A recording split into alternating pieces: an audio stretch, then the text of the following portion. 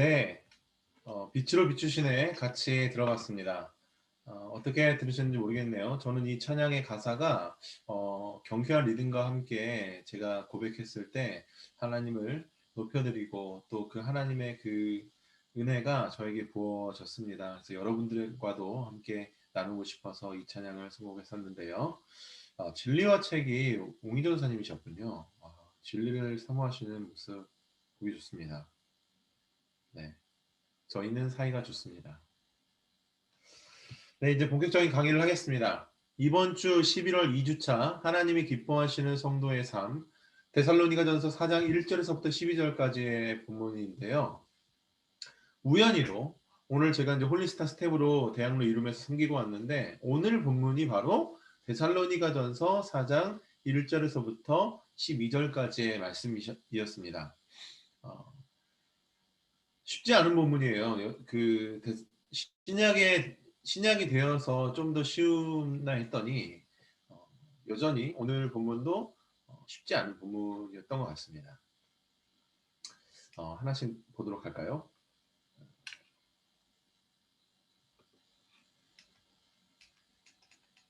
이게 앞에가 있네요. 네. 가끔 우리 청년들이나 성도님들과 함께 그 신앙에 대해서 이야기를 나누다 보면 종종 듣게 되는 말이 있습니다. 아마 우리 모두 이 말을 해보기도 했고 한 번쯤 이 생각을 해보지 않았나 싶은데 이런 질문이죠. 목사님, 이 상황에 지금 이러한 것들이 무슨 소용이 있습니까? 혹은 이런 것들이 지금 이러한 시대에 무슨 의미가 있나요? 이런 질문 저 종종 들었거든요. 청소년들도 이런 질문을 많이 하고 특히 청년들도 이런 이야기를 통해서 많은 이야기를 나눴던 것 같습니다. 근데 제 개인적으로 최근 이런 생각과 비슷한 생각을 한 적이 있습니다. 어, 나름 저 스스로 학문에 열정도 있었고 더 깊이 공부하고 싶은 분야가 있어서 신학대학원을 졸업한 이후에 일반 대학원에 진학을 했어요. 그래서 석사 학위를 하나 더 했습니다. 그래서 제 나름대로 존경하는 신학자도 있었고 또 닮고 싶은 목사님도 있었고 여러분의 롤 모델을 이제 두고서 그분들을 연구하고 또 그분들을 닮고자 많이 애를 써봤거든요. 그런데 제가 2020년에 벽을 만났습니다. 바로 여러분들도 저와 동일하게 처해 있는 코로나19라는 아주 두터운 벽을 만난 것이죠. 그래서 지난날 저의 활동을 모두 무색하게 만들어버릴 듯한 아주 무서운 기세로 이 벽은 저를 덮쳤습니다. 아마도 우리 요새 여러분 모두가 이러한 혼란 속에서 1년을 보내셨을 것 같은데 여러분 팬데믹 무섭죠. 그런데 저는요 이 팬데믹보다 더 크게 다가오는 것이 있는데 1년이 지금 가까이 돼가거든요. 2월부터 이 사태가 벌어졌으니까 1년이 거의 가까이 되는데 이 상황이 끝날 기미가 보이지 않는다라는 것이 저는 좀 당황스러워요. 여러분 지금 이 시대가 어떤 시대입니까? 문명 이래 가장 풍요롭고 최고의 과학과 기술들을 누리면서 산다고 하는 시대가 바로 지금이에요. 그런데 아직까지 1년 거의 10개월이 되는 이 시간 동안 작은 바이러스에 대한 뚜렷한 해결책이 보이지 않는 지금의 상황이 저는 무척 당황스럽습니다. 많은 사람들이 그렇게 생각했죠. 인간에게는 한계가 없다. 그렇죠?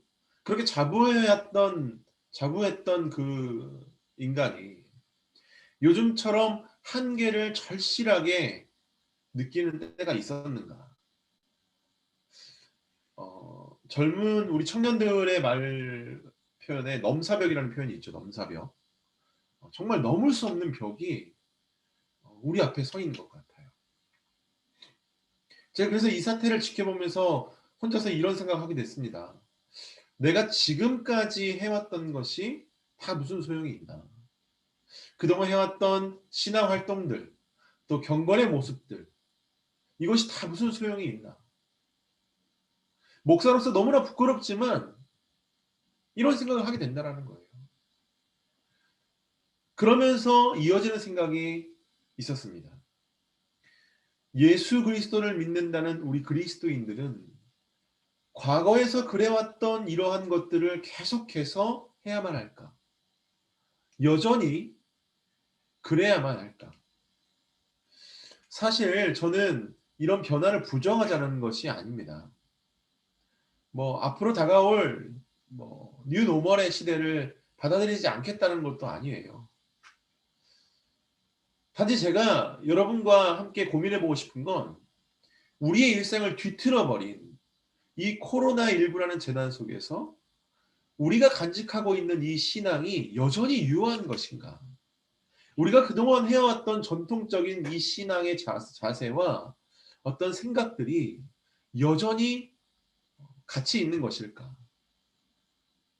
여러분 어떻게 생각하십니까? 우리는 정말 이대로 신앙을 유지하면 되는 것일까요? 우리가 지켜왔던 하나님의 말씀과 하나님의 법, 또 신앙적인 가치관과 신앙의 전통. 코로나 이전에는요, 우리를 위협했던 것이 포스트 모던이라는 사상이었습니다. 진리를 해체하는 것이죠. 진리는 모두 상대적인 것이라고 말하면서 변치 않는 또 굳건한 이 세상을 떠받치고 있는 기둥을 아예 그냥 지워버린 것이 포스트 모던이었습니다. 그런데 이 포스트 모던이 진리를 흐리게 했다라면 코로나는요. 진리를 붙잡고 진리를 향해서 질주하던 그리스도인들뿐만 아니라 그 모든 활동들을 그냥 한 방에 흩어버린 것이 코로나예요. 여러분 우리는 무엇을 유지하고 무엇은 바꾸어야 되겠습니까? 아마 각자만의 생각이 다양하겠지만 어떠한 결론을 내리셨든지 간에 우리가 오늘 큐티한 본문 또 11월 한 달간을 큐티하는 이 데살로니가 교회에게 보낸 이 바울의 서신은요. 이러한 고민 앞에 서 있는 우리에게 하나님의 음성을 전해주고 있습니다. 소망이 사라진 것 같고 또 아무런 의미가 없어진 것 같고 신앙이라는 신념과 하나님을 인식하는 그 감각마저도 희미해질 것만 같은 오늘의 우리에게 바울과 초대교회 교인들은 자신들의 삶을 통해서 그 힘겹게 신앙생활을 이어나갔던 그 당시를 전해주면서 하나님의 음성을 전해준다는 것이죠. 어떤 것입니까? 맞다. 그래도 여전히 그렇게 살아야 한다. 이렇게 말하고 있다는 겁니다. 오늘 본문이 총 12절인데요. 이 12절은 1절에서부터 8절과 9절에서부터 12절까지의 그 두 개의 큰 단락으로 나눠볼 수 있습니다. 먼저 첫 번째 단락인데 우리 1절에서부터 3절까지를 함께 보겠습니다. 1절에서부터 3절 제가 읽겠습니다. 마지막으로 형제들이여 우리는 주 예수 안에서 여러분에게 부탁하며 권면합니다. 여러분은 마땅히 어떻게 행할 것과 어떻게 하나님을 기쁘시게 할 것인지에 대해 우리에게서 배운 대로 하십시오. 여러분이 행하고 있는 대로 더욱 풍성히 행하십시오. 여러분은 우리가 주 예수를 통해 여러분에게 준 명령들이 무엇인지 알고 있습니다. 하나님의 뜻은 이것이니 여러분이 거룩하게 되는 것입니다. 아멘. 여러분 바울은 그리스도인들에게 예수께서 가르치신 명령들을 전했습니다. 그러니까 명령이라고 하니까 어딘가 무겁고 좀 버거운 것처럼 느껴질지 모르겠지만 실상 주님의 명령은요 하나로 귀결됩니다. 바로 하나님의 뜻입니다. 또 3절 상반절을 보니까 그 뜻은 또 하나의 명제로 정리가 되죠. 바로 거룩하게 되는 것이죠. 기독교뿐만 아니라 모든 종교는요 교리라는 것을 갖고 있죠. 대부분이 선하고 좋은 것들을 가르칩니다. 종교에서 악한 거 가르치지 않거든요. 그런데 일부 종교의 어떤 교리들은요 일반적인 상식으로는 수용하기 어려운 것들이 있어요. 예를 들면 이슬람교에서 그 코란이 가르치는 그 타문화에 대한 적대적인 어떤 태도. 우리 일반적인 상식으로는 받아들이기 어렵죠. 또 힌두교에서는 고행을 자기 수행의 아주 가장 귀중한 가치로 여깁니다. 그래서 고행을 통해서 깨달음을 얻게 된다라고 얘기를 하잖아요. 그러면서 뭐 자신을 거의 자학하는 수준의 고행을 수행이라고 생각하면서 감당합니다. 어렵잖아요, 우리에게. 그런데 기독교의 교리들을 보면요. 모두가 선한 영향력을 발휘하는 것들입니다. 하나님의 명령과 예수님의 가르침은요. 태초의 에덴 동산을 모티브로 하고 있어요. 그리고 장차 다가올 이상적인 세계, 바로 하나님 나라를 바라보고 있습니다. 아름다운 하나님의 나라가 우리를 통해서 구현될 수 있다고 가르치는 것이 바로 기독교의 교리라는 거예요. 그래서 우리 기독교의 교리 중에 우리는 조금 마음이 어려운 것들이 있긴 있어요. 그런데 그것이 선합니다. 어떤 것들이죠? 죽일 만큼 미워도 몇 번 용서하라고 예수님 말씀하십니까? 7번씩 70번이라도 용서해라. 다 용서하라는 거예요. 어렵죠? 그러나 선합니다. 심지어는 그런 죽이고 싶은 마음이 드는 그 원수 사랑하라고 가르쳐요. 선한 영향력입니다.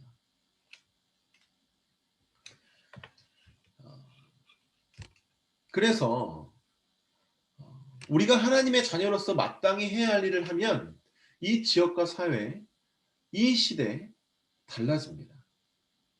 하나님이 이것을 기뻐하시는 것은 당연하고요. 우리가 미워했던 원수들까지도 우리가 이 하나님의 말씀대로 살아가면, 우리가 마땅히 해야 할 일을 하면 행복해져요. 여러분, 원수들의 행복 달갑지 않으시죠? 그러나 하나님의 뜻이라는 겁니다. 나는 단지 하나님의 말씀대로 살고 하나님의 뜻대로 행한 것뿐인데, 나의 이런 신앙 덕분에 내 이웃과 이 세계, 이 모든 것들이 행복해진다면 어떠세요? 저는 생각만 해도 나 하나의 신앙적인 실천 때문에 이 세상이 행복해진다면 정말 놀랍고 설렙니다. 여러분 기억하십시오. 거룩의 능력은요. 우리가 밥 먹듯이 말하고 뜨겁게 선포하지만 이 거룩의 능력은 다른 것이 아닙니다. 이 거룩의 능력은 나의 신앙 때문에 이웃과 열방이 행복해지는 것이죠. 그래서 세상이 주께 돌아오게 되고 열방이 주 앞에 무릎을 꿇게 되는 하나님의 선한 능력이 바로 거룩의 능력이라는 것입니다. 우리를 통해서, 우리의 거룩한 삶을 통해서 나타나는 하나님의 선한 능력이 바로 거룩이라는 능력이죠. 바울은요, 하나님이 예수님을 통해 가르치신 이 명령을 통해서 거룩을 이룰 수 있다고 가르치고 있습니다. 하나님께서 이미 주셨고 예수님께서 이미 주신 율례와 규례와 명령을 지키면 우리는 하나님의 거룩함을 닮은 거룩한 자녀, 또 우리의 삶은 하나님을 기쁘시게 하는 거룩한 삶이 될 수 있다고 얘기하고 있는 것이죠.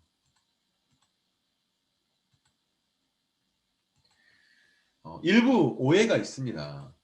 어떤 오해일까요? 많은 기도를 쌓고 깊은 영적 체험을 하고 다양한 경건 활동을 해야만이 우리가 거룩하게 될 수 있다라고 생각하시는 분들이 종종 있는 것 같아요. 저는 이것을 오해라고 표현하는데 사실 한편으로는요. 이것이 무조건 틀렸다고만은 할 수 없을 것 같습니다. 아니 기도와 영적 체험, 경건 생활을 충실히 하시는 분이 거룩하지 않을 리가 없잖아요. 만약 그러신 분이 거룩하지 않다면요. 그분은 안타깝지만 거짓 영에 사로잡히신 분일 것 같습니다. 그런데 더 안타깝게도 우리는 그런 분들을 종종 봤어요. 기도 많이 하고 신비한 영적 체험 많이 했지만 경건 생활을 누구보다 많이 수행해 오셨고 선한 사역들을 많이 했지만 거룩하지 않은 분들을 봤습니다. 그런데 제가 오해라고 말하는 이유는 사실 그런 분들 때문이 아닙니다. 그런 분들이 오해하고 계신다라고 말하는 이유는요. 주님께서 그렇게 가르치시지 않았기 때문이에요. 사도들과 초대교회 성도들도 역시나 거룩을 신비하거나 뭐 우리가 도달하지 못하는 어떤 미지의 영역으로 말하고 있지 않고요. 오히려 평범하고 아주 소소한 우리가 할 수 있는 범위의 것들로 말하고 있다는 겁니다. 여러분 거룩에 대해서는요. 구약의 때부터 오늘날까지 동일합니다. 동일한 방법으로 이룰 수 있어요. 성경이 그것을 증언하고 있기 때문입니다. 여러분 거룩이 무엇으로 가능하겠습니까? 바로 주님의 명령을 지켜 행하는 것으로 가능합니다. 우리 여호수아 1장 7절을 보면 그 방법이 나와 있는데 읽어보겠습니다. 오직 마음을 강하게 먹고 큰 용기를 내어라. 내 종 모세가 너에게 준 율법을 다 지켜라. 그것에서 돌이켜 좌우로 치우치지 마라. 그러면 내가 어디를 가든지 잘 될 것이다. 여호수아 1장 7절은 이렇게 기록하고 있습니다.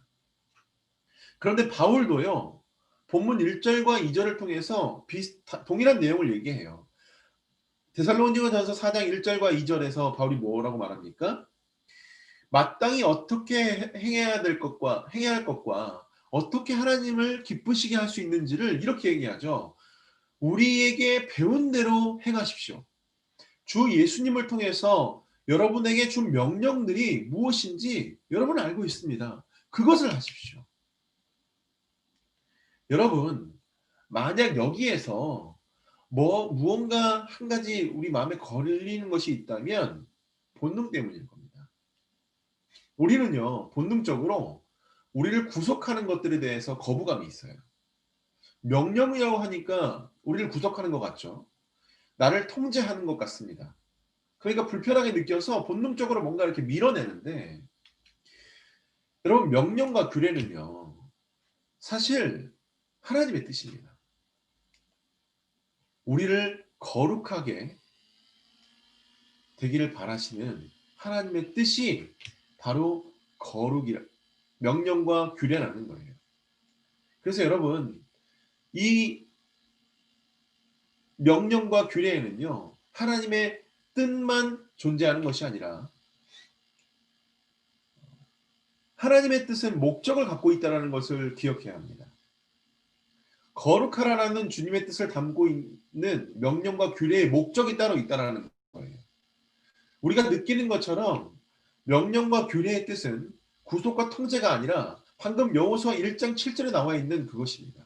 바로 이 페이지에 보면 보실 수 있듯이 어디를 가든지 잘 되기 때문에 우리가 형통하게 되기 때문에 하나님은 명령하신 거예요. 그러니까 우리가 명령과 규례를 잘 지키면 잘 되고 명령 규례를 잘 지키면 형통합니다. 자, 여러분 이제 연결되십니까? 우리의 거룩이 왜 하나님의 기쁨일까? 우리를 불편하게 하는 이 구속과 통제가 도대체 왜 하나님의 기쁨이 될 수 있을까? 성경이 증언합니다. 명령과 규례를 다 지켜 행해서 우리가 거룩해지면 우리가 어디를 가든지 잘 되고 우리가 형통하게 되기 때문이다. 그런데 아버지 되시는 하나님은 자녀인 우리가 잘 되고 자녀인 우리가 형통하게 되는 것을 기뻐하신다. 여호수아 1장 7절과 데살로니가전서 4장 1절과 2절. 오늘 바울이 말하는 하나님을 기쁘시게 하는 거룩이 이제 연결이 되는 것이죠.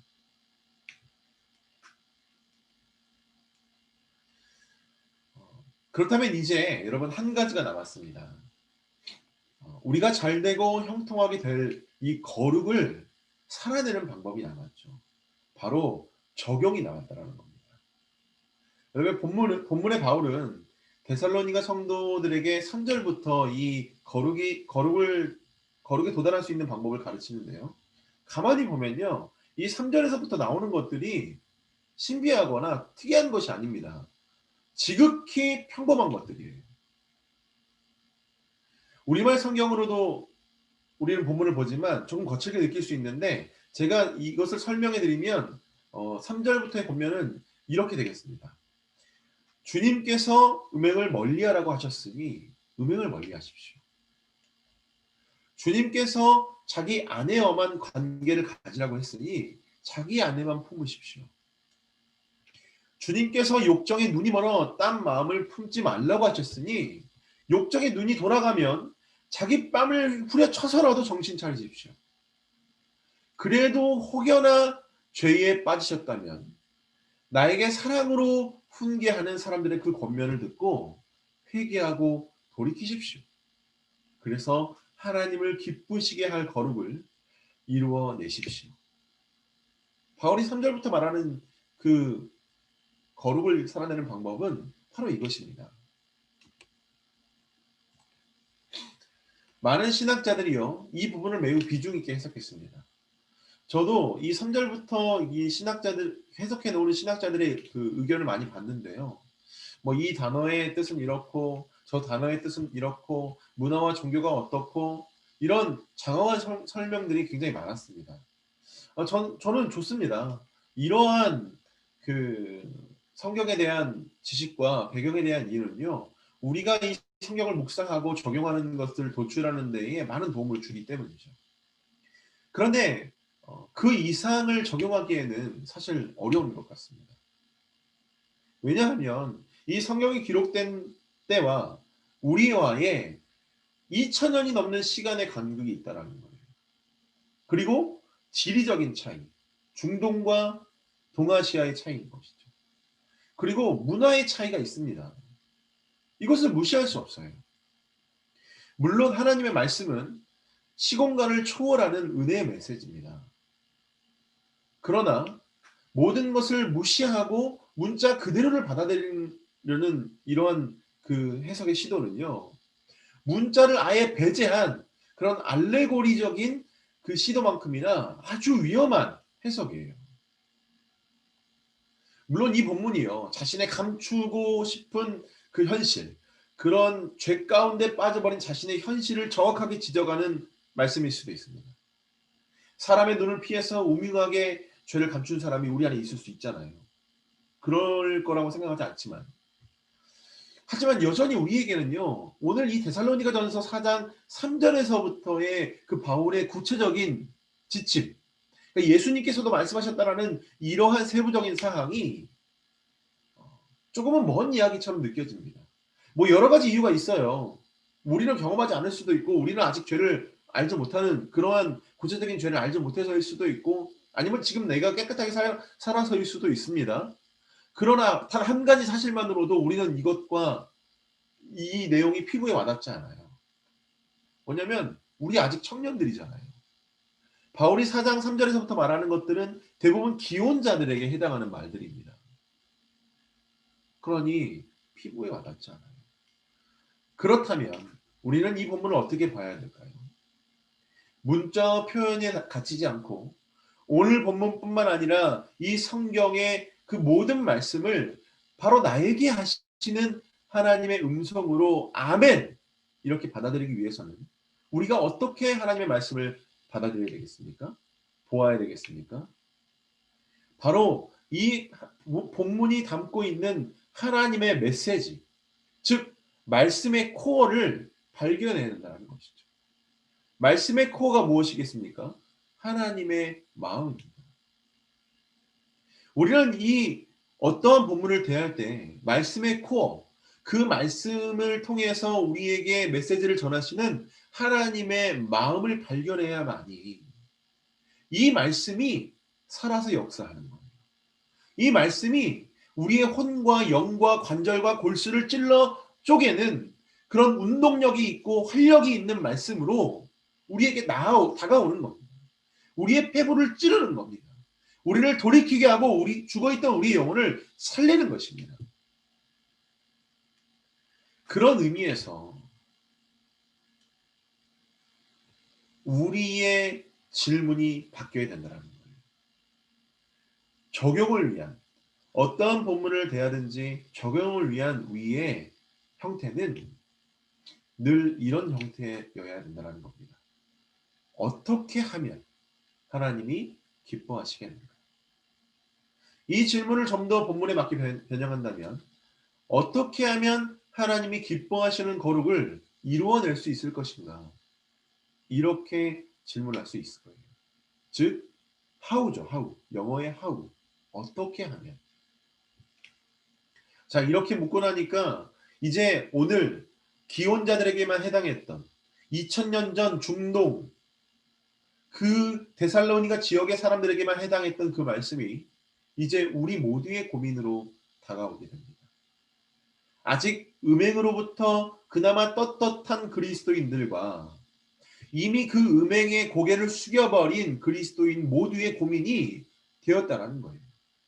왜냐하면 바울의 권면의 핵심에는 음행뿐만이 아니라 정욕의 문제, 우상의 문제가 들어가 있기 때문입니다. 하나님이 주인 되시는 분은 이 죄로부터 자유하겠지만 자신의 삶의 주인이 우상인 경우에는 이 죄로부터 자유하지 못해요. 나의 모든 욕망과 정욕을 주님 앞에 내려놓은 사람들은 이 죄로부터 자유하겠지만 여전히 내 욕망과 정욕을 가슴에 담고 있는 사람, 성공과 야욕에 눈이 멀어버린 사람은 이 죄로부터 자유하지 못합니다. 그러니 이 말씀은 2000년 뒤 대한민국 땅, 온누리 교회, 대학 청년부, 요셉 공동체, 오늘 이 시간 이 말씀을 대면하고 있는 우리 모두의 고민이 된다는 것이죠. 여러분께 한번 묻겠습니다. 여러분, 우리가 어떻게 하면 거룩을 지켜내고 하나님의 말씀을, 하나님을 기쁘시게 할 수 있겠습니까? 여기에 힌트를 드린다면요. 정답은 이미 우리가 배웠고 습득했다라는 사실입니다. 오늘 데살로니가 성도들처럼 우리는 이 정답을 이미 배웠고 습득했고요. 해왔어요. 바로 하지 말라고 한 것은 하지 마시고 하라고 한 것은 하십시오. 아주 심플하지 않습니까? 당연하고 평범합니다. 그러고 보니 바울도 비슷한 얘기를 해요. 너희가 배운 대로, 아는 대로, 그대로 해라. 그것을 계속해서 해라. 그것을 더해. 주님께서 가르친 명령대로 행하고 그래서 그렇게 함으로써 너희의 거룩을 완성해라. 그리고 그 거룩으로 하나님을 기쁘시게 해라. 바울이 오늘 그렇게 말하고 있다는 겁니다. 여러분, 말씀을 정리하겠습니다. 우리의 거룩은요, 믿는 그리스도인들 모두가 그토록 바라는 하나님의 기쁨입니다. 설령 하나님의 기쁨이나 영광 같은 이러한 것들이 우리에게 수준이 높다라고 느끼시는 신앙인들도 있을 거예요. 여전히 나는 부드러운 것을 먹고 싶죠. 하나님이 주시는 축복. 하나님 축복은요, 믿음이 적으나 믿음이 많으나, 뭐 신앙의 수준이 낮으나 신앙이 높으나, 연륜이 적으나 뭐 깊으나, 하나님 축복은 다 받고 싶습니다. 그렇죠? 저도 받고 싶어요, 하나님 축복은. 그런데 앞서서 말씀드렸죠. 우리가 어디를 가든지 잘 되고 형통하는 복, 하나님의 축복을 받는 첫 번째가 여러분 무엇이라고 제가 말씀드렸습니까? 바로 하나님의 명령, 하나님의 규례, 하나님의 법을 지키는 것. 이것이 첫 번째예요. 이것이 선행되어야 우리는 거룩해지고 이 거룩을 통해서 하나님의 축복을 받게 된다라는 사실입니다. 여러분, 신비하거나 특별하거나 엄청난 것이 아닙니다. 매우 일반적이고 윤리적이고 도덕적인 명령. 이 세상에 선한 영향력을 끼치는 것이 하나님의 뜻이고 또 하나님의 명령입니다. 거룩을 성령의 신비와 연계하여 은사나 비밀한 것으로 믿고자 하는 분들도 여전히 계시겠지만 여러분, 거룩이라는 거룩이라는 단어 자체, 그 히브리어 원어를 기억하십시오. 거룩은 히브리어로 구별됩니다. 카도시. 여러분, 구별은 신비한 게 아니에요. 구별은 비밀한 것이 아닙니다. 끊어야 될 것은 끊어내고, 내가 벗어나야 될 것은 벗어나고, 내가 지켜야 될 것은 목숨을 걸고 지키는 아주 일반적이고 도덕적이고 우리의 일반 상식으로 선한 양심에 비춰봤을 때 당연한 것이 바로 구별된 삶이라는 것이죠. 그렇다면 여기에서 한 가지 뚜렷한 것이 나타납니다. 세상은 그렇지 않다는 거예요. 여러분, 하나님께서는요, 다른 신, 다른 존재들과 완전히 다르십니다. 완전히 구별되시고 그 어느 것도 비교할 수 없는 전능하시고 전지하시고 완전하신 분이세요. 그래서 우리는 하나님을 거룩하신 하나님이라고 부릅니다. 하나님 스스로도 나는 내가 거룩하니 너희도 거룩하라고 말씀하셨다는 거예요. 하나님께서 구별되셨기 때문에 하나님의 자녀인 우리들도 거룩해야 된다라고 주님은 말씀하고 계십니다. 그래서 여러분, 하나님의 자녀인 우리는요, 다른 사람, 다른 존재들과 완전히 구별되어서 하나님의 능력을 바라는 존재들이 되어야 됩니다. 카도쉬의 능력을 바라는 구별된 사람. 그래서 여러분, 그런 구별됨의 능력, 거룩의 능력은 이 사회를 정의롭고 아름답게 만들어갈 것입니다.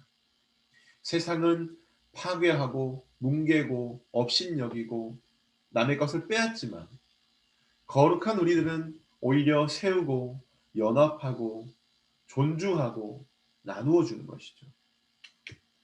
거룩의 능력인 하나님의 선한 능력으로 바로 이 땅에 하나님의 나라를 세우는 우리는 세상과 완전히 구별된 거룩한 길을 가는 사람들이라는 것입니다. 여러분, 성령께서 이것을 우리에게 요구하십니다. 성령 충만한 사람이 하나님의 선한 사역에 열정을 쏟아내듯이 성령 충만한 사람은 은사나 신비한 것들뿐만 아니라 오히려 그것들보다 손으로 돕고 발로 다가가는 것을 더 중요하게 생각합니다. 입술을 절제하고 자신의 삶을 통제하는 것을 더 중요하게 생각합니다. 성령 충만은 이 세상에 벗어나 세상 사람들이 알지 못하는 것을 추구하는 것이 아니라 오히려 일반적이고 상식적이고 현실적인 하나님의 말씀을 자신의 삶을 통해서 완전히 소화해내려는 사람이 바로 성령 충만한 사람이라는 것이죠. 그래서 여러분, 성경이요, 이 성령 충만한 사람이 열매를 맺는다고 말을 해요. 바울이 말을 하잖아요. 이 성령 충만한 사람이 맺는 열매가요, 있어요. 어떤 것이겠습니까? 신비한 것, 은사적인 것, 환상, 막 손을 얹고 막 치유하는 이런 것들이 열매겠습니까? 아닙니다. 여러분, 그것은 열매가 아니에요. 기억하십시오. 은사, 신비한 것, 환상, 예언, 통역, 방언, 뭐 치유, 이것은 여러분 성령의 열매가 아닙니다. 성령의 열매는 하나님이 기뻐하시는 삶을 통해서 드러나는 것들, 바로 갈라디아서 5장 22절과 23절에 나와 있는 성령의 9가지 열매, 이것이 바로 성령 충만한 사람이 맺는 열매예요. 사랑, 기쁨, 화평, 오래 참음, 친절, 선함, 신실함, 온유함, 절제. 여러분, 이것들 가운데 우리가 흔히 말하는 은사나 신비한 것들이 있습니까? 없습니다. 모두 다 현실적이고 모두 다 일반적이고 모두가 선한 영향력을 이 땅에서 풀어내는 것들입니다. 그래서 오늘 이러한 말씀을 바탕으로 우리 서로 이번 주에 숙모임을 하실 때 이렇게 나눴으면 좋겠는데요. 적용 질문입니다. 생명의상 183페이지에 묵상하기 1번의 질문들을 나눠봤으면 좋겠는데요. 하나님이 원하시는 거룩한 삶은 구체적으로 무엇입니까? 데살로니가 교인들에게 요구된 거룩한 삶은 성경에 기록되어 있습니다. 그렇다면 우리에게 요구되는 거룩한 삶은 어떤 것일까요? 두 번째로, 거룩한 삶을 위해서 각자에게 하나님이 주신 감동과 결단이 있다면 한번 그 손모임을 통해서 가볍게 나눠보셨으면 좋겠습니다. 이 두 가지를 손모임에서 나누시면서 함께 은혜를 나누시고 또 도전도 받으시고 서로 응원하시고 격려하셨으면 좋겠는데요. 제가 강의의 마지막 클로징을 방금 성령의 9가지 열매를 언급했던 갈라디아서 5장 22절과 23절 그 이후의 말씀으로 마무리하고 싶은데요. 아무쪼록 저는 우리 요셉인들이 이 말씀의 사람들이 되기를 주님의 이름으로 축복합니다. 갈라디아서 5장 24절과 25절의 말씀을 함께 보고 이 강의를 마치겠습니다. 표준 세번역본으로 제가 읽겠습니다. 그리스도 예수께 속한 사람은 정욕과 욕망과 함께 자기의 육체를 십자가에 못 박았습니다. 우리가 성령으로 삶을 얻었으니 우리는 성령이 인도해 주심을 따라 살아갑시다. 아멘. 여러분, 이러한 정욕과 욕망과 함께 자신의 육체를 십자가에 못 박고 성령으로 새로운 삶을 살아가면서 거룩을 완성하시고 또 하나님을 기쁘시게 하시는 우리 모든 요셉인들이 되시기를 주님의 이름으로 축복합니다. 그래서 이번 주 순모임에도 하나님의 은혜가 풍성할 줄을 믿습니다. 제가 기도하고 강의를 마치도록 하겠습니다. 사랑과 은혜의 하나님 아버지 감사합니다. 오늘 데살로니가전서 4장을 통하여 데살로니가 교회에게 하나님께서 원하시는 거룩한 삶에 대해서 함께 생각하면서 이 시대에 오늘을 살아가는 우리 그리스도인들, 특별히 오늘의 교회 대학송년부 요셉 공동체 우리에게 원하시는 거룩한 삶이 무엇인지에 대해서 함께 고민해 봤습니다. 하나님, 우리는 주님을 기쁘시게 하고 싶습니다.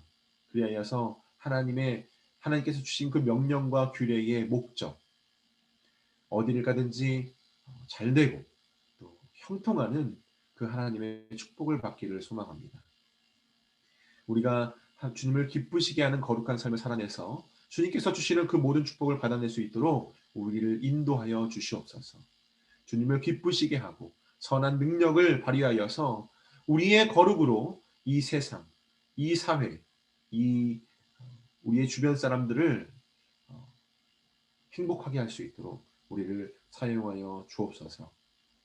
우리를 언제나 밝은 빛 가운데로 인도하실 주님을 기대하오며 사랑이 많으신 예수 그리스도 이름으로 간절히 기도했습니다. 아멘. 감사합니다. 오늘 강의를 여기까지 하고 마치겠습니다. 광고하도록 하겠습니다.